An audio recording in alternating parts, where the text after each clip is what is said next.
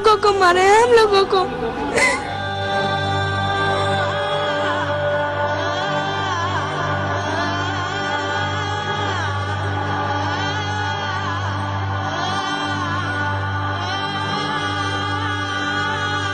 हम लोग कितने खून बहाएंगे। कल हम लोगों के दूसरे शहीदों का 40वां था, आज हम लोगों ने 100 लाशें फिर उठाए हैं। क्यों? आखिर हुकूमत खामोश क्यों है?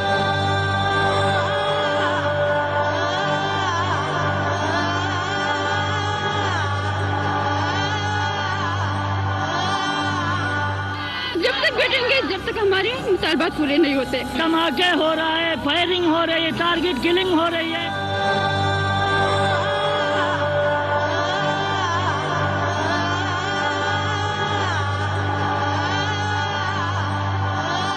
एक का 40वां नहीं कर पाते, ये दूसरों की मैयत उठाने लगते हैं। हम कोयटा के साथ मजलूमों के साथ हैं और हम जब तक बैठे रहेंगे, जब तक हमें इंसाफ नहीं।